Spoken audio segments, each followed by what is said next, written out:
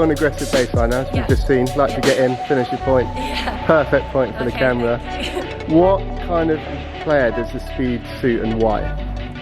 I think it suits my game because with the way I'm looking to play points, which is, you know, big first serve, big first strike, and now trying to get into the net a little bit more and use the tools that I've kind of learned through doubles that way. I think it suits that kind of first strike tennis. I mean, Djokovic is, you know, like the poster boy of the racket, and I think it's a bit underestimated how hard he hits that first strike ball. I mean, yes, he's an incredible mover and counter-attacker, but for me, I think it really suits that kind of first strike tennis. Yeah. And that's what I found in my game with that racket.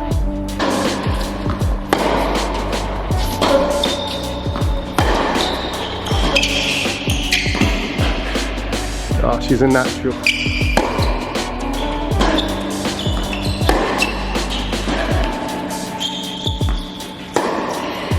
Oh, it's so good. So, as an aggressive baseliner, I'm always looking to come forwards, try and finish the point at back of the net, and I think the recent success in the doubles has actually helped me a little bit on the singles court with like my game plan and trying to set up my forehand and come forwards. And I think this string actually is a little bit better than my court string. I feel like that extra 5% is giving me that little oomph that I need to encourage myself to get to the net and finish the point there. Yeah, and historically you used the radical before the speed. Why have you now kind of settled on the speed as a racket? So I think it was more compact, I felt. It's quite a long time ago, but I do remember feeling that the sweet spot needs to be as big as possible with the way that I play tennis, and it just felt more consistent as a hit on the speed than it did on the radical, so that's why I switched. You felt like your game was more consistent with the speed? Yeah, definitely. And so the speed is actually a slightly bigger head size than the radical, so 100 square inches versus 98. So it makes sense in terms of the bigger sweet spot. Yeah. Did you find any adjustment, like when changing to the speed? Was it quite an easy transition, or was there any kind of hard things to deal with? I'm quite a stubborn player the way I am. I'm very not one-dimensional, I don't want to use that, but I kind of stick to what I know and what I know can be effective. So I don't think there was a massive switch in my game style, but I did see a switch in the results and how I felt on the ball. So it kind of felt like, oh, I'd found the right partnership rather than I need to change my game to the racket to maybe. Okay, perfect. Oh, I hope power. And it feels a lot softer, I think, from my usual string. And yeah, on the ball I feel great.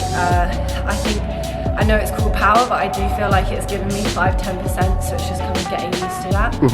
But yeah, I definitely feel softer on my arm.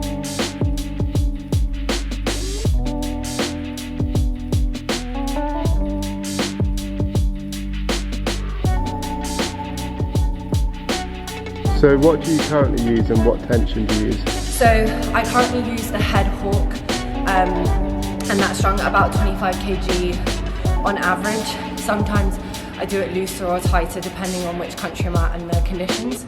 And I've used that similarly about 5 years, but I think it is good to try and change and always look to improve the string. So far I do think that it's giving me 5%, a little bit more power. So in terms of like spin generation?